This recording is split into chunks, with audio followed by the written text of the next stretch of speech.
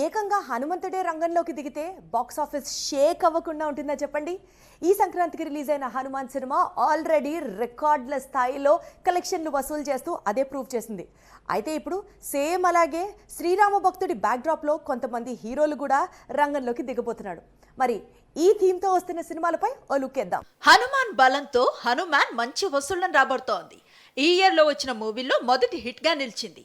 100 కోట్లకు పైగా కలెక్షన్స్ తో దూసుకుపోతోంది. తొందరలోనే 200 వసూళ్లను సంపాదించబోతోంది.